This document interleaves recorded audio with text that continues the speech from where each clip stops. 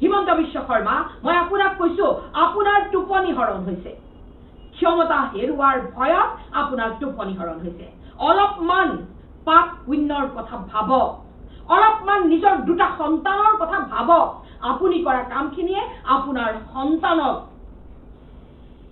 বিপদত পেলাব আপোনাৰ সন্তানক ভগৱানে এনেকুৱাই যদি কিছুমান দুখ দিয়ে তেনেহলে আপুনি সহ্য কৰিব পাৰিবনে আপুনি যিখিনি কৰি আছে সেই কামখিনিয়ে যি পৰিয়ালবিলাকত কান্দুনৰ ৰুল তুলিছে যি পৰিয়ালবিলাকৰ মাজৰ পৰা নিজৰ আত্মীয়ক কাঢ়ি লৈ গৈছে সেই একেই ঘটনাৰ দুখ যদি কাইলৈ মই পাওঁ বা আপুনি পায় আমাৰ কেনেকুৱা লাগিব এই কথাখিনি ভাবি চাবলৈ মই আপোনাক দাবী জনালো আপোনাক আৰু এতিয়া অনুৰোধ বা আহ্বান কৰাৰ কোনো পৰিৱেশ নাই হত্যালীলা বন্ধ কৰক অতি সোনকালে এই হত্যালীলা বন্ধ কৰক আপোনাৰ বাবেই আজি অসমৰ মানুহে মিয়া জনগোষ্ঠীক মিয়া গেদা গেদি বাংলাদেশী বুলি গালি পাৰিবলৈ সাহস পাইছে আপোনালোকৰ বিজেপিৰ আইটি সেলৰ মানুহে মানুহক ইমান অশ্লীল ভাষাৰে গালি পাৰিছে আৰু তেওঁলোকৰ উপাধিবিলাক অসমীয়া উপাধি আমি ভাবি আচৰিত হওঁ অসমীয়া ডেকা ল'ৰাটো কেতিয়াও ইমান অসভ্য নাছিলে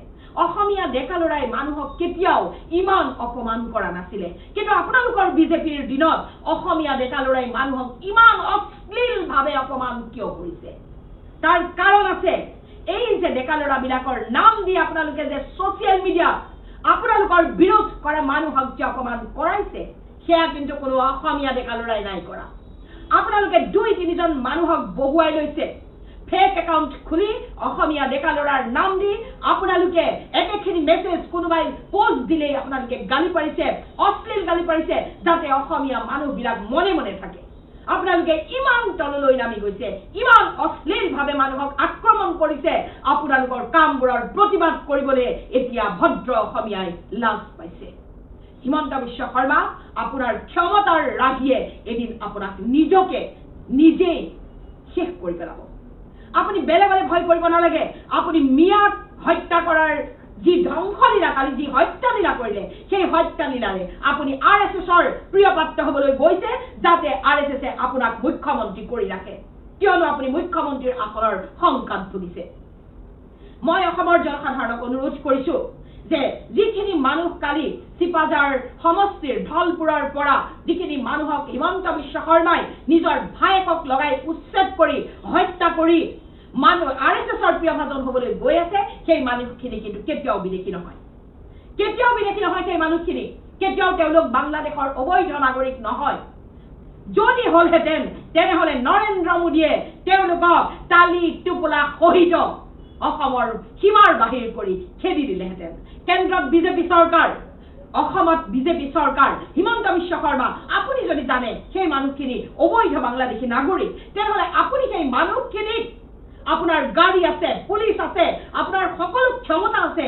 সেই মানুহখিনিক আপুনি লৈ যাওক উঠাই লৈ যাওক লৈ গৈ আপুনি অসমৰ সীমাৰ বাহিৰ কৰি থৈ আহক সৌখন মেঘালয় বৰ্ডাৰত লাগি আছে তামাবিলৰ বৰ্ডাৰ বাংলাদেশ বৰ্ডাৰত আপুনি তেওঁলোকক এৰি থৈ আহক সেইখিনি কৰাৰ সাহস আপোনাৰ নাই কাৰণ কি জানে তেওঁলোক অবৈধ বাংলাদেশী নহয় তেওঁলোক ভাৰতীয় নাগৰিক আৰু ভাৰতীয় নাগৰিকৰ ওপৰত আপুনি যি অত্যাচাৰ চলাইছে সেই অত্যাচাৰ কোনো ভাৰতীয় মানুহে সহ্য নকৰে আমি সহ্য নকৰো কেতিয়াও নকৰো তাৰ বাবে আপুনি মোক যদি মিয়াৰ ৰক্ষক বুলি ক'ব বিচাৰে তাৰ বাবে আপুনি যদি মোক আপোনাৰ আইটি সেলৰ মানুহ লগাই মোক যদি আপুনি মিয়াৰ সাপোৰ্টাৰ বুলি ক'ব বিচাৰে হয় মই মিয়াৰ সাপোৰ্টাৰ হাজাৰবাৰ কম কাৰণ এই মিয়া জনগোষ্ঠীৰ লোকখিনি অসমৰ বৈধ নাগৰিকৰ ওপৰত আপোনাৰ এই অত্যাচাৰ কোনো কাৰণতে মানি লোৱা নহ'ব কোনো কাৰণতেই নহ'ব আপুনি আপোনাৰ যিটো তেজ পিয়া স্বভাৱ আপুনি মানুহৰ যিটো ৰক্ত পিপাসু আপোনাৰ যিটো অনুভূতি আপোনাৰ যিটো ৰক্ত পিপাসী আপোনাৰ মগজৰ যি চিন্তা চৰ্চা সেই চিন্তা চৰ্চা আপুনি বন্ধ কৰক এই মানুহখিনিক প্ৰথমতে থাকিবলৈ জাগা দিয়ক তাৰ পিছত আপুনি উচ্ছেদ কৰিব উচ্ছেদৰ নামত বিজেপিৰ মানুহবিলাকে মাটি সম্পত্তি নিজৰ নামত কৰি 14 পুৰুষলে গোটাই থৈ যোৱাৰ প্লেনিং কৰিছে আপোনালোকে উচ্ছেদ কৰি কাক দিব মাটি আপোনালোকে উচ্ছেদ কৰি চৰকাৰৰ কৃষি প্ৰকল্পৰ নামত আপোনালোকৰ বিজেপিৰ কেইজনমান বিধায়কে এই মাটিখিনি হস্তগত কৰি নিজে জমিদাৰ হোৱাৰ পৰিকল্পনা কৰিছে। হিমন্ত বিশ্ব শৰ্মা, আপোনাক কোনো কাৰণতেই ক্ষমা কৰা নহ'ব, কোনো কাৰণতেই ক্ষমা কৰা নহ'ব। আপুনি মনত ৰাখিব, আপোনাক আমি পাতিছো মুখ্যমন্ত্ৰী, অসমৰ জনসাধাৰণে পাতিছে, আৰু মিয়া জনগোষ্ঠীৰ লোকসকল অসমৰ বৈধ নাগৰিক, আৰু তেওঁলোক আমাৰ ককাই ভাই। আমাৰ ককাই ভাইৰ ওপৰত আপোনাৰ বন্দুকৰ অত্যাচাৰ কোনো কাৰণতে মানি লোৱা নহ'ব। এই কেম্পত 2 কোটি টকাৰ টেণ্ডাৰ দি কেম্পত খোৱা বোৱা আৰু কেটাৰিঙত 5 লাখ নে 5 কোটি নে কিমান টকা দি পেলাই তেওঁ কেটাৰিঙৰ ব্যৱস্থা কৰিছে। 2 কোটি টকা পুলিচক খুৱাবলৈ হিমন্ত বিশ্ব শৰ্মাই আমাৰ পকেটৰ পৰা দিছে, আমাৰ ৰাইজৰ পকেটৰ পৰা দিছে 2 কোটি টকা পুলিচক খুৱাবলৈ। কোনখিনি পুলিচক? যিখিনি পুলিচে এই মানুহখিনিক উচ্ছেদ কৰিছে আৰু এই মানুহখিনি আকৌ তালৈ আহিব নোৱাৰাকে ৰখি। হেল্ল', শিখা বাইদেউ। হয়, নমস্কাৰ। কওক। তাতে উচ্ছেদ চলিছে বুঢ়া চাপৰিত। হয়, একাধিক্ৰমে চৰকাৰখনে উচ্ছেদ চলাই গৈছে। হয়, আপুনি তালৈ আহিছে ৰাইজৰ বুজ ল'বলৈ, কি ক'ব? কি দেখিছে, কি বুজিছে? মানে ইয়াতে মই 2টা বস্তু অনুভৱ কৰিছোঁ। এটা হ'ল হিমন্ত বিশ্ব শৰ্মাৰ মইমতালি আৰু হিমন্ত বিশ্ব শৰ্মাৰ পগলামি। মইমতালি আমি আৰু পগলামি 2টা একেলগে দেখিছোঁ। আৰু দেখিছোঁ কংগ্ৰেছ চৰকাৰখনৰ ধুৰন্ধৰ চতুৰাই। আজি কংগ্ৰেছ চৰকাৰখনৰ কাৰণে এই মানুহখিনি আজি এই দশা হ'ল। আৰু হিমন্ত বিশ্ব শৰ্মা সেই সময়ত কংগ্ৰেছত আছিলে। হিমন্ত বিশ্ব শৰ্মাই গোটেই কথা কাণ্ডবিলাক জানিও ইমান বছৰ চুপচাপ থাকিলে, আৰু এতিয়া তেওঁ টকা পইচা খাবৰ কাৰণে এখন উচ্ছেদৰ নাটক কৰিছে। তেওঁ যিটো লাওখোৱাত কেম্প কৰিছে, যিটো নিৰাপত্তাৰক্ষী ৰখা কেম্প কৰিছে, সেই কেম্পত তেওঁ 2 কোটি টকাৰ টেণ্ডাৰ দি কেম্পত খোৱা বোৱা আৰু কেটাৰিঙত 5 লাখ নে 5 কোটি নে কিমান টকা দি পেলাই তেওঁ কেটাৰিঙৰ ব্যৱস্থা কৰিছে। 2 কোটি টকা পুলিচক খুৱাবলৈ হিমন্ত বিশ্ব শৰ্মাই আমাৰ পকেটৰ পৰা দিছে, আমাৰ ৰাইজৰ পকেটৰ পৰা দিছে 2 কোটি টকা পুলিচক খুৱাবলৈ। কোনখিনি পুলিচক? যিখিনি পুলিচে এই মানুহখিনিক উচ্ছেদ কৰিছে আৰু এই মানুহখিনি আকৌ তালৈ আহিব নোৱাৰাকে ৰখিয়া দি আছে। আপুনি ভাবক, অসমৰ নিবনুৱাৰ আজি অৱস্থা হাহাকাৰ। আপুনি এই মানুহখিনি যিখিনি উচ্ছেদ কৰিছে সেইখিনি মুছলমান মানুহ, আৰু হিমন্তৰ মতে তেওঁলোক সন্দেহজনক নাগৰিক বাংলাদেশী মিয়া। কিন্তু আপাৰ আছামত কি কৰিছে? আজি মোক আপাৰ আছামৰ পৰা ফোন কৰিছে হিন্দু অসমীয়া মানুহে যে তেওঁলোকৰ একোখন গাড়ী বলেৰো পিকআপ তেওঁলোকে এতিয়া ৰাস্তাত উলিয়াব নোৱাৰা হৈছে। আজি মোক ফোন কৰি জনাইছে যে তেওঁলোকে ৰাস্তাত গাড়ীখন উলিয়ালে, যদি ড্ৰাইভাৰে চলায় তেতিয়া 27,000 টকা ফাইন কাটে, যদি গাড়ীখন মালিকে চলায় 22,000 টকা ফাইন কাটে। মোক যোৰহাট, শিৱসাগৰ আৰু ডিব্ৰুগড়ৰ পৰা ফোন কৰিছে। তাততো মিয়া নাই। মোক ফোন কৰা মানুহকেইজনতো মিয়া নহয়। তেওঁলোকে কৈছে, বাইদেউ আমি বেংকৰ পৰা লোন লৈ গাড়ী কিনিছোঁ, গাড়ীখনত 13 কুইণ্টেল মাল যায়, কিন্তু মালিকে আমাক কয় যে 13 কুইণ্টেল নিলে তোমাৰ গাড়ীৰ ভাড়াত আমাক নোপোচায়, গতিকে অলপমান বেছি লৈ যোৱা। তেওঁলোকে মেক্সিমাম 20 কুইণ্টেল লৈ আনে আৰু তাক ৰাস্তাত পুলিচে ধৰে। এতিয়া যোৰহাট, ডিব্ৰুগড়, গোলাঘাট আদি জিলাত 7-8জন এনফৰ্চমেণ্ট অফিচাৰ ঘূৰি ফুৰে ডিষ্ট্ৰিক্টে, আৰু তেওঁলোকৰ গাড়ী ওলালেই অভাৰলোডিঙৰ কাৰণে তেওঁলোকৰ পৰা 27,000, 25,000 টকা লয়, কাগজ পত্ৰ চব অকে থকাৰ পাছতো। তেনেহ'লে আপুনি এতিয়া কি বুলি ক'ব বিজেপি চৰকাৰক, যে বিজেপি চৰকাৰখন কেৱল মিয়াৰ শত্ৰু নেকি? এই কথাটো আমাৰ হিন্দু ভাইসকলে ভালদৰে বিবেচনা কৰক। হিন্দু মুছলিম অসমৰ সকলো একত্ৰিত হৈ হিমন্ত বিশ্ব শৰ্মাৰ বিজেপি চৰকাৰখনৰ কাম কাজৰ বিৰুদ্ধে একেলগে মাত দিয়ক। কেৱল কিন্তু মিয়াই নমৰে, আমি মনত ৰাখিব লাগিব হিন্দুও মৰিব। এই কথাটো হিন্দুখিনিয়ে এতিয়া বুজাটো আটাইতকৈ জৰুৰী। কাৰণ মই আজি য'ত ৰৈ আছোঁ ত'ত নহৰু খেতি আছে। নহৰু খেতিৰ ওপৰত ট্ৰেক্টৰেৰে এতিয়া হাল বাব, প্ৰশাসনে ট্ৰেক্টৰ চলাব। নহৰু খেতিৰ ওপৰত পটল, সৰু সৰু পটল হৈ আছিলে, পটলৰ ওপৰত ট্ৰেক্টৰ চলাব। এতিয়া চাওক, এই বস্তুখিনি ডেমেজ হোৱাৰ পিছত আপুনি মই এই বিলাহী খেতিৰ ওপৰত ট্ৰেক্টৰ চলাব। আপুনি আৰু মোৰ দৰে হিন্দু মানুহবিলাকে কিমান বেছি টকাত শাক পাচলি কিনিব লাগিব, এই কথা আপোনাৰ সংবাদ মাধ্যমেদি মই সমগ্ৰ অসমৰ হিন্দু সমাজক জনাই দিছোঁ যে মিয়াসকলে কৰা খেতি অকল তেওঁলোকে নাখায়, আমালে পঠায়, যোৰহাটলৈ যায়, গোলাঘাট যায়, ডিব্ৰুগড় যায়, তিনচুকীয়া যায়, মেঘালয় যায়, মেঘালয়ৰ কথা বাদেই দিলোঁ, বেলেগৰ ষ্টেট, আমাৰ ষ্টেটত যায়। গতিকে আমাৰ ষ্টেটত যে এই বস্তুখিনি যায়, আজি যে হিমন্ত বিশ্ব শৰ্মাই হাজাৰ হাজাৰ বিঘা মাটিত যে ট্ৰেক্টৰ চলাই এই শাক পাচলিখিনি ধ্বংস কৰিছে, আপুনি আৰু মই কাইলৈ বজাৰৰ পৰা ডিব্ৰুগড়ৰ হিন্দু অসমীয়া ভাই এজনে, যোৰহাটৰ হিন্দু অসমীয়া বাই এগৰাকীয়ে, গোলাঘাটৰ হিন্দু অসমীয়া মাতৃ এগৰাকীয়ে বজাৰত বস্তু কিনিবলৈ যাওঁতে চৰা দাম দিব লাগিব। হিমন্তই 2 কোটি টকাৰ ভিতৰত কমিশ্যন লৈছে নিজৰ ঘৈণীয়েকৰ কাৰণে, নিজৰ ল'ৰাৰ লগত জমা থবলৈ। আৰু আমি হিন্দু, মুছলিম, খ্ৰীষ্টিয়ান, বৌদ্ধ, জৈন জাতি জনজাতি সকলো মৰিছোঁ। এই কথাখিনি অসমৰ মানুহে বুজক, জানক আৰু প্ৰতিবাদ কৰক, যাতে হিমন্ত বিশ্ব শৰ্মাই এই অন্যায় বন্ধ কৰিবলৈ বাধ্য হয়। অবৈধভাৱে যি বেদখল চলিছে সেয়াটো চৰকাৰে অভিযান চলাই আহিছে একাধিক্ৰমে বিগত সময়খিনিত। তাৰে সেই অভিযানৰে অংশ হিচাপে তেজপুৰৰ বুঢ়া চাপৰিটো এনেধৰণৰ তেওঁলোকে উচ্ছেদ অভিযান চলাইছে। ইয়াতে আপুনি কি কাৰণত আপোনাক সাধাৰণতে কোৱা হয় যে আপুনি মুছলিমৰ সপক্ষে, কি কাৰণত এনেধৰণৰ আপুনি কথা ক'বলগীয়া হৈছে? ক'ব লগা হৈছে মানে আমি গৈ থাকোঁ, ক'ব লগা হৈছে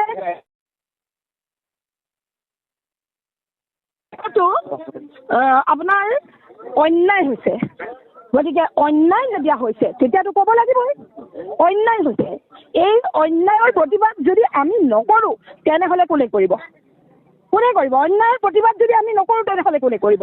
গতিকে অন্যায়ৰ প্ৰতিবাদ কৰিবই লাগিব। সেইকাৰণে মই অন্যায় কৰি আছোঁ। কাৰণ এই মানুহখিনি কোন? এই মানুহখিনি হৈছে নদীয়ে খেদা মানুহ, গৰা খহনীয়াই খেদা মানুহ। এই মানুহখিনিৰ লাখ লাখ বিঘা মাটি, ম্যাদী মাটি নদীৰ বুকুত জাহ গ'ল। লাখ লাখ বিঘা ম্যাদী মাটি নদীৰ বুকুত জাহ গ'ল। যাৰ কাৰণে তেওঁলোকে থাকিবলৈ ঠাই নাপায়, য'তে ত'তে থাকিব লগা হৈছে। এই মানুহখিনি ভাৰতীয় নাগৰিক, ভাৰতৰ মাটিত নাথাকিলে এওঁলোকলৈ যাব। এওঁলোক অসমৰ ভোটাৰ। আজি ইমান বছৰে এওঁলোকে কংগ্ৰেছক ভোট দি আহিছে। গতিকে এই মানুহখিনি অসমত নাথাকে ক'লৈ যাব? এই মানুহ কিন্তু দিল্লীত গৈ থাকিবগৈ নোৱাৰে। গতিকে এইখিনি আমাৰ ককাই ভাই। মোৰ ককাই ভাই যদি বিপদত পৰে তেনেহ'লে মই মতাটো কিবা অপৰাধ নেকি? মোৰ ককাই ভাইৰ যদি ঘৰবোৰ ভাঙি দিয়ে তেনেহ'লে মই প্ৰতিবাদ কৰাটো কি অপৰাধ নেকি?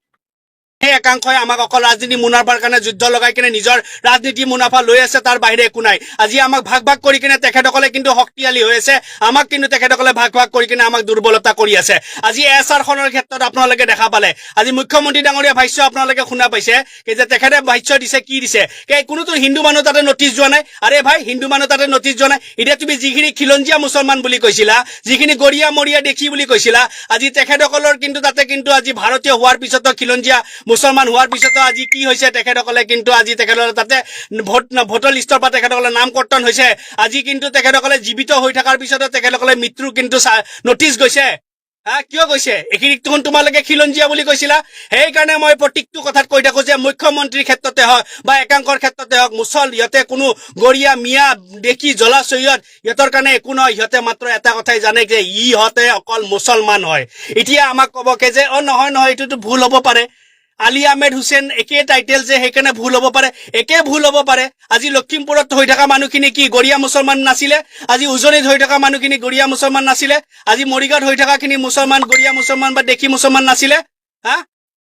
কিন্তু এইসকলে অকল এই টুপটো দি থৈ দিলে যে এইখিনি খিলঞ্জীয়া লাগি থাক। সেইকাৰণে মই আজি বাৰ বাৰ কৈছো যে কোনো গৰিয়া, কোনো মৰিয়া, কোনো মিয়া, কোনো দেখি যুদ্ধ কৰিবলৈ নালাগে। সকলোৱে একলগ হওক আৰু একলগ হৈ কিনে নিজৰ অধিকাৰৰ কাৰণে কিন্তু নিজৰ সংবিধানে যিখিনি দিছে, যিখিনি মান সন্মানৰ কাৰণে আমি মাত মাতিব লাগিব ইনশাআল্লাহ।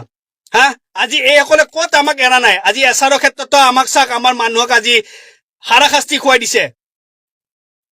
আজি তেখেতসকলে কয় হিন্দু মানুহ তাতে নটিচ গৈছে নেকি? আৰে এইখন ভাৰত হয়। এই ভাৰতখনত মিয়াৰো অধিকাৰ আছে, গৰিয়াৰো অধিকাৰ আছে, হিন্দুৰো অধিকাৰ আছে, সকলোৰে অধিকাৰ আছে। কাৰণ এই ভাৰতখন স্বাধীন অকল হিন্দুৱে কৰা নাছিলে।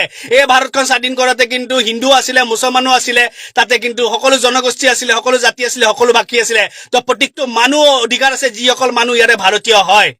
আজি এইসকলে খিলঞ্জীয়া মুছলমান বুলি টুপটো দি থৈ দিছে টুপটো দি কিনে চাব উচ্ছেদৰ সময়ত কিন্তু গোটেই গৰীয়া মুছলমান লখিমপুৰতে হওক বা উজনিতে মেৰাপানীতে হওক বা বিভিন্ন জেগাত কিন্তু তেখেতসকলে উচ্ছেদ কৰি দিলে আজি বিলাচী পাৰাত চাওক বিভিন্ন ক্ষেত্ৰত বা আপোনালোকে কি বুলি কয় গোৱালপাৰা সেইবিলাকত আপোনালোকে যাব পাৰে কৃষ্ণাত যাব পাৰে তাতে আমাৰ দেখি ভাইসকলক উচ্ছেদ কৰি দিলে তেখেতসকলে মিয়া মিয়া বুলি অকল কৈ থাকিলে কিন্তু একো নাই কাৰণ কিয় মই সদায় কৈ থাকো কোন মিয়া কোন গৰীয়া কোন দেশী কোন জ্বলা ইহঁতৰ কাৰণে সেইটো নহয় ইহঁতৰ কাৰণে অকল এটা বস্তু জানিছে ইহঁতে মুছলমান ইহঁতক ভোটৰ ক্ষেত্ৰত ভাগ কৰি দি থাক আজি গৰীয়াক মিয়া লগত কাজিয়া লগাই দিয়ে কিয় ঐ গৰীয়া ততি গালি পাৰ মিয়াক অকল সেইটো বস্তু হৈ আছে তহঁতক খিলঞ্জীয়া চাৰ্টিফিকেট দিছো ন ততি অকল কাজিয়া কৰ কিয় আমি মিয়াৰ লগত কাজিয়া কৰিম মিয়াই আমাক কি অসুবিধা কৰিছে আমাক একো অসুবিধা কৰা নাই আমি আমাৰ মান সন্মান যদি গৰীয়াই নিজৰ ইজ্জতত নিজৰ মান সন্মানেৰে যদি অসমত বসবাস কৰিবলৈ পাৰিছে এজন মিয়াও কিন্তু মান মৰ্যাদা তেখেতসকলে বসবাস কৰিব লাগিব কাৰণ তেখেতসকলেও কিন্তু অসমৰ অসমীয়া হয় গৰীয়াও ইয়াৰে অসমীয়া হয় দেশীয় ইয়াৰে অসমীয়া হয় আৰু মিয়াও ইয়াৰে অসমীয়া হয় কাৰণ মিয়াও আজি কিন্তু সকলো সৰ্বোচ্চ তেখেতসকলৰ ভাষাত জলঞ্জনী দি কিনে তেখেতসকলে কি কৰিছিলে মাতৃভাষা অসমীয়া লিখিছিলে তেখেতসকলে গামোচাখনৰ বাহিৰে বেলেগ লোৱা নাই জাপিৰ কাৰণে বাহিৰে বেলেগ লোৱা নাই কিন্তু আজি আমিও সৰ্বোচ্চ আমি সকলোৱে আমি গৌৰৱৰে ক'ব পাৰো যে আমি অসমীয়া হয় আমি জয় অসম কৈছো আমি সদায় অসমীয়া আমি জাতিটোৰ কাৰণে আমি সদায় মাত মাৰিছো জাতিটোৰ কাৰণে আগবাঢ়ি আহিছো কিন্তু আজি কি কৰিছে এখন চৰকাৰে সেইকাৰণে কৈছো যে আৰু যদি আপোনালোকৰ প্ৰমাণ লাগে তেতিয়াহ'লে এইখিনি গৰীয়া মৰীয়া দেখি জ্বলা কথা নিজৰ প্ৰশ্ন কৰক কি আজি যেতিয়া সমষ্টিপুৰ নিৰ্ধাৰণ হল প্ৰতিটো জনগোষ্ঠীৰে কিন্তু এজন হল বিধায়ক কিন্তু আপোনালোকে সদনত দেখা পাব কিন্তু দুৰ্ভাগ্যজনক কথা যে এজন গৰীয়া মৰীয়া বিধায়ক পাইছে নেকি আপোনালোকে আজিলৈ দেখা পোৱা এজনৰ কিন্তু সদনত কিন্তু গৰীয়াৰ কাৰণে মাত মাতিবলৈ কাৰণে বিধায়ক আছে নেকি নাই কিয় আজি যেতিয়া সমষ্টিপুৰ নিৰ্ধাৰণ হল এখন চৰকাৰে যেতিয়া কয় গৰীয়া মৰীয়াখিনি আমাৰ খিলঞ্জীয়া আমাৰ ভাই ককাই কিয় কাৰণে আজি এখন উজনিত হওক নামনিত হওক কিয় সমষ্টি আজি ওলাই নিদিলে গৰীয়াই জিকি আহিবলৈ পৰাকে কিয় সমষ্টি ওলাই নিদিলে কাৰণ তেখেতসকলৰ মনত গৰীয়া মিয়া বা দেখি বুলি নহয় তেখেতসকলৰ মনত অকল এটাই যে ইহঁতে মুছলমান ইহঁতক অকল ভাগ কৰি ৰাখ কিন্তু ইহঁতক কেতিয়াও কিন্তু সেই মান মৰ্যাদা নিদিবি সিহঁতক কেতিয়াও কিন্তু সুৰক্ষা নিদিবি সিহঁতক কিন্তু কেতিয়াও আগবাঢ়িবলৈ নিদিবি সিহঁতক কেতিয়াও মাত মাতিবলৈ পাৰা সিহঁতক সেইখিনি শক্তি কৰি নিদিবি আমাক অকল সেইকাৰণে ভাগ কৰে ৰাখিলে কি খিলঞ্জীয়া মুছলমান কি মিয়া মুছলমান একো তেনেকুৱা নাথাকে কিয় নাই জানেনে কাৰণ সিহঁতৰ চকুত আমি অকল মুছলমান আজি সিহঁতে কিন্তু একলগ হৈ গৈছে আজি আপোনালোকে চাব যিখন কিন্তু আমি কওঁ কে অসমীয়াৰ কাৰণে এখন জাতিদ্ৰোহী আইন বুলি আমি কওঁ কাখনৰে কোনোবা আহিছে নে নাই আহা মই নকওঁ কাৰণ কোনো অহা নাই ইয়াত থকা কিছু একাংশ ৰক্ষণাবেক্ষণ পালে সেইসকলে কি মাতৃভাষা অসমীয়া লিখে নিলিখে কিন্তু সেই কাখন আনা সেই বিজেপি চৰকাৰ যি ধৰ্মৰ ভিত্তিত কাখন আনিলে যি কাখনৰ কাৰণে আমাৰ অসমীয়া জাতিৰ পাছুটাকে কেঁচা তেজ থকা দৰা আমাৰ শ্বহীদ হৈ গল কিন্তু দুৰ্ভাগ্যজনক কথা সেই কাখন সমৰ্থন কৰি দিলে আমাৰে একাংশ কিন্তু খিলঞ্জীয়া অসমীয়া ভাই ভনীসকলে তেতিয়া কিন্তু সেই একাংশ আমাৰ ভাই ভনীসকলে কিন্তু জাতিক পাহৰি কেনে কাখন সমৰ্থন কৰি দিলে সেইখন চৰকাৰক আনিলে যিখন চৰকাৰে কিন্তু জাতিদ্ৰোহী কাখন আনিছিলে আইনত উপনীত কৰিলে যাৰ কাৰণে আমাৰ পাছুটাকে তেজাল যুৱক আজি শ্বহীদ হৈ গল কিন্তু আমাৰ একাংশ মানুহে পাহৰি যায় কিনে আজি কি কৰিলে কাখন সমৰ্থন কৰে অন বেছ অফ ৰিলিজন ধৰ্মৰ ভিত্তিত যদি তেখেতসকলে যদি একলগ হ'ব পাৰিছে তেতিয়াহ'লে আমি কিয় গৰীয়া মিয়া দেশী জলাশয়ৰ ভাগ হৈ থাকিম আমি ধৰ্মৰ ভিত্তিতো আমি ভাগ হৈ নাথাকো আমি জাতিৰ ভিত্তিতো আমি ভাগ হৈ নাথাকো কিহৰ কাৰণে জানানে কাৰণ যদি আমি যদি ধৰ্মৰ ভিত্তিত যদি চাবলৈ যাওঁ আমাৰ এক কলিমা এক নবী এক কুৰাণ এক আল্লাহ আৰু যদি আমি জাতিৰ ক্ষেত্ৰত যদি চাব যাওঁ এজন গৰীয়াও যদি নিজক গৌৰৱান্বিত অসমীয়া বুলি ক'বলৈ পাৰে এজন যদি দেশীয় যদি নিজক গৌৰৱান্বিত অসমীয়া বুলি ক'ব পাৰে মৰিয়াও যদি নিজক গৌৰৱান্বিত অসমীয়া বুলি ক'ব পাৰে সমান্তৰাল হিচাপে এজন মিয়াও কয় যে গৌৰৱী অসমীয়া বুলি কাৰণ কিয় সৰ্বোচ্চ নিজৰ সকলো জলঞ্জলি দি নিজৰ কলা সংস্কৃতি জলঞ্জলি দি তেখেতসকলে মাতৃভাষা অসমীয়া লিখিছিলে তেখেতসকলে ল'ৰা ছোৱালীক চৰচাপৰিত সকলো জেগাতে তেখেতসকলে অসমীয়া মিডিয়ামত পঢ়াই নিজৰ মাতৃভাষা অসমীয়া লিখিবলৈ কৈ থৈ গল তেখেতসকলে অসমীয়া গামোচাখনৰ বাহিৰে বেলেগ ল'বলৈ শিকাই থৈ নগল তেখেতসকলে জাপিৰ বাহিৰে বেলেগ শিকাই থৈ নগল তেখেতসকলে বিহুক সন্মান কৰিবলৈ শিকাই থৈ গল যাৰ কাৰণে আজি মিয়াৰ ছোৱালী কিন্তু আজি মেখেলা চাদৰ পিন্ধি কিনে কিন্তু বাহিৰৰ দেশত কিন্তু বিহুৰ নৃত্য কৰি আছে তেখেতসকলৰ সেই অসমীয়াৰ এটা অংশ হৈ থৈ গল সেইকাৰণে আমি ধৰ্মৰ ক্ষেত্ৰত যদি চাওঁ আমি এক আমি জাতিৰ ক্ষেত্ৰত যদি চাবলৈ যাওঁ আমি এক, কাৰণ এটা জাতিক যদি কোনোবাই আঁকোৱালি লৈছে সেই সকলক কিন্তু আমি নিজৰ ককাই ভাই বুলি আমি আঁকোৱালি ল'ম। আজি যদি মোক কোনোবাই সোধেকে যে ৰুবুল তই যে ইমান মিয়াৰ কাৰণে মাত মিয়াই তোক ভোট দি কিনে জিকাব নেকি, আজি মই কৈ দিবলৈ বিচাৰিছো মই কোনো মিয়া অঞ্চলৰ পৰা ইলেকশ্যন খেলি মই নিজিকো। মই এই কথাষাৰ আগৰ পৰা জানো যে যদি মই মিয়াৰ অঞ্চলৰ পৰা খেলো তেতিয়াহ'লে মই হাৰিম, আৰু মই সেইটোৰ কাৰণে কোনোদিন এখন মিয়াক ভাল লগাবলৈ কাৰণে অহা নাই। মই সদায় এটাই চেষ্টা কৰিবলৈ কাৰণে আহিছো, এই গৰীয়া মিয়াৰ মাজত যুদ্ধ যদি সমাপ্ত কৰিব পাৰা কিবা এটা ৰাস্তা আছে তেতিয়াহ'লে সেই ৰাস্তাত মই খোজকাঢ়িম, লাগিলে সেই ৰাস্তাত মই মৃত্যুৰ মুখত পৰিলেও মই মৃত্যুৰ মুখত পৰিম, কিন্তু এই গৰীয়া মিয়াৰ যুদ্ধ বন্ধ হ'ব লাগে। এই ৰুবুল আমিৰে ইলেকশ্যন খেলিবলৈ কাৰণে নহয়, এই যুদ্ধ বন্ধ হৈ ভাতৃত্ববোধৰি আমি এখন হাতেৰে ধৰি জ্বলিবলৈ ইচ্ছা কৰিছো। কাৰণ কিয় উঠি অহা নৱপ্ৰজন্ম অন্তত গৰীয়া মিয়া ভাগ হ'বলৈ যেন নিশিকে, সকলো যেন জনগোষ্ঠী একলগ থাকিবলৈ শিকে, এই অসমখন যেন এটা এই সমাজখন এটা সুস্থ পৰিৱেশেৰে বনাই, অসমখন যেন এটা সুস্থ পৰিৱেশে বনাই যেন আগুৱাই লৈ যাবলৈ কাৰণে যেন শিকে, সেই প্ৰয়াস কৰি কিনে আজি মই 8টা বছৰ দি মই চিঞৰ বাখৰ কৰি আছো। মই জানো মই ইলেকশ্যন মই সাংসদ খেলো, মই MLA খেলো, মোক মিয়াই ভোট নিদিয়ে, কাৰণ গৰীয়া হিচাপে মই হাৰি আহিম। আৰু সেই পৰিৱেশটো কিয় মই পৰিৱৰ্তন কৰিবলৈ বিচাৰিছো, কাৰণ যদি দলগাঁৱৰ পৰা যদি আনোৱাৰা তাইমুৰ যদি জিকি যাবলৈ পাৰিছিলে, কাৰণ কিয় আনোৱাৰা তাইমুৰ গৰীয়া আছিলে, যদি সেই সময়ত যদি আনোৱাৰ তাইমৰ গৰীয়া হৈ কিনে যদি দলগাঁৱৰ পৰা যদি ভোট পাই কিনে জিকি যাব পাৰিছিলে, ফখৰুদ্দিন আলী সাহেব যেতিয়া বৰপেটাৰ পৰা ভোট পাই কিনে তেখেতে জিকি যাব পাৰিছিলে, য'ৰ পিছলৈ যাই কিনে তেখেতে ভাৰতৰ ৰাষ্ট্ৰপতি হৈ গ'ল, তেতিয়াহ'লে আজি কিয় আজি এখন মিয়া অঞ্চলৰ পৰা এজন গৰীয়া জিকি যাব নোৱাৰে, গৰীয়া অঞ্চলৰ পৰা কিয় মিয়া জিকি যাব নালাগে, গৰীয়াক কিয় দেখিলে মিয়াই বেয়া পায়, মিয়াক দেখা পালে গৰীয়াই কিয় বেয়া পায়। এই পৰিৱেশটো মই পৰিৱৰ্তন কৰিবলৈ চেষ্টা কৰিছো। সেই ৰাস্তাত মই খোজকাঢ়িছো, যোনটো ৰাস্তাত মই জানো অন্ধকাৰ, কিন্তু ইনশাআল্লাহ আপোনালোকে সকলোৱে যদি এদিন বুজি পায় সেই পোহৰৰ দিশ মই মৰাৰ আগতে দেখা পাম। মই বিধায়ক হ'বলৈ কাৰণে নহয়, মই সাংসদ হ'বলৈ কাৰণে নহয়, মই সেই একতাৰ মুঠি মই বনাবলৈ চেষ্টা কৰিছো। মোৰ অন্তত মোৰ উঠি অহা ল'ৰা ছোৱালীয়ে যেন ভাগ দেখা নাপায়। মই বাৰে বাৰে দেখিছো, বাৰে বাৰে মই এইবিলাক কথা এটা কাৰণে মাতো। মোৰ শত্ৰু বহুত, মই জানো মোৰ মৃত্যু হলে মই মানুহৰ হাতত মৃত্যু হ'ব, আৰু একদিন মই মোৰ মৃত্যু আপোনালোকে সকলোৱে শুনা পাব, আৰু তেতিয়া মোৰ বহুত বেয়াকে হয়তো মই কাৰোবাৰ হাতত মৃত্যু হ'ম, কিন্তু মই সেই মৃত্যুৰ ভয় কৰা নাই। মই মাত্ৰ আপোনালোকৰ ওচৰত এটা কথাই বিচাৰিছো, ভাগ হৈ নাথাকিব, গৰীয়া মিয়া ভাগ হৈ থাকিব নাথাকে। প্ৰত্যেকটো জনগোষ্ঠীৰ সন্মানীয়, গৰীয়াও সিমানখিনি মান মৰ্যাদা আছে, কাৰণ তেখেতসকলৰ এই অসমৰে এটা অংশ, তেখেতসকলেও ইয়াৰে খিলঞ্জীয়া ভূমিপুত্ৰ তেখেতসকলো। তেনেকৈ যদি আমি চাবলৈ যাওঁ আমি সকলোৱে কিন্তু অসমৰ এটা অংশ, আমি সকলোৱে অসমৰ অংশ হিচাপে আমি মিলি চলিব লাগিব, আমি অসমখন আগুৱাই লৈ যাব লাগিব, সমাজখন আগুৱাই লৈ যাব লাগিব। মই বাৰে বাৰে কৈছো, আমি যুদ্ধ কৰিবলৈ কাৰণে একতা নহয়, আমি আমাৰ মান মৰ্যাদা, আমাৰ মান সন্মানৰ কাৰণে আমি একতা হ'ব লাগিব। আমাৰ সংবিধানে দিয়া এই অধিকাৰৰ কাৰণে মাত মাতিবলৈ যেন অধিকাৰ, আমি একতা হ'ব লাগিব। আমাৰ ভাতৃত্ববোধৰ কাৰণে একতা হ'ব লাগিব, আমি মিলা প্ৰীতিৰ কাৰণে একতা হ'ব লাগিব। সেইকাৰণে বাৰে বাৰে কৈছো, মোৰ কথাবিলাক আপোনালোকে হয়তো অপ্ৰিয়, আপোনালোকে কিছুমানে সন্মতি নহ'ব পাৰে, আপোনালোকে ভাগ আপোনালোকে হৈ কিনে ভাল পাই আছে, কিন্তু প্ৰশ্ন কৰিব যি কাৰণে আপোনালোকে ভাগ হৈছে। আপোনালোকে আজিৰ কাৰণে কৈ থাকে আমি অসমীয়া, আমি গৰীয়াখিনি আমি অসমীয়া, আমি মৰিয়াখিনি অসমীয়া, দেশীখিনি অসমীয়া। আজি আপোনালোকে নিজে মাত্ৰ বিবেক বিবেচনা কৰক, যে অসমীয়া যেতিয়া আপোনালোকে কৈ আছে, আপোনালোকে ভাবিছে মুখ্যমন্ত্ৰীয়ে আপোনালোকক অসমীয়া চাৰ্টিফিকেট দিছে। মই ভাবো অসমীয়া চাৰ্টিফিকেট কাকো নালাগে, কাৰণ আমি জন্মগত অসমীয়া। আৰু দ্বিতীয় নম্বৰ মই এটা ভাবো যে খিলঞ্জীয়া বুলি ক'লে আমি প্ৰত্যেকজন খিলঞ্জীয়া, সেয়া মিয়াও খিলঞ্জীয়া। কাৰণ যদি খিলঞ্জীয়া ডেফিনেশ্যন দিবলৈ যাওঁ তেতিয়াহ'লে কিন্তু বহুত কথা আহি পৰিব, বহুত পূৰ্বপুৰুষৰ কথা ওলাই পৰিব। এতিয়া আমি যদি তৃতীয় নম্বৰ কথাটো যাবলৈ যাওঁ, আমি মানুহ হয়, আৰু মানুহ হিচাপে আমি সকলোৱে মিলি থাকিব লাগিব। সেইকাৰণে আপোনালোকে সকলোৱে বিবেক বিবেচনাৰে নিজক প্ৰশ্ন কৰিব, যদি আমি যদি সঁচাকেই অসমীয়া, আমি সঁচাকেই খিলঞ্জীয়া, আমি সকলোকে আমাক একদম মুখ্যমন্ত্ৰীয়ে ককাই ভাই নিচিনা ভাবিছিলে, তেতিয়াহ'লে কিয় কাৰণে এখন সমষ্টি নিদিলে? কিয় আমাৰ মানুহক আজি এছাৰৰ নামত আজি হাৰাশাস্তি খুৱাইছে? কিয় ভোটৰ লিষ্টৰ পৰা নাম কৰ্তন হৈছে? কিয় আজি মৃত্যুৰ মুখত জীৱিত মানুহক মৃত্যু বুলি ঘোষণা কৰাই দিছে? আজি কিয় উচ্ছেদৰ ক্ষেত্ৰত আমাৰ মানুহক আজি উচ্ছেদ কৰিলে? কেতিয়াবা প্ৰশ্ন কৰিব, আৰু যদি সেইবিলাক প্ৰশ্নৰ যদি উত্তৰ পায় তেতিয়া নিজক প্ৰশ্ন কৰিব যে কি কাৰণে কিহৰ ক্ষেত্ৰত আমাক ভাগ কৰা ৰাখিছে।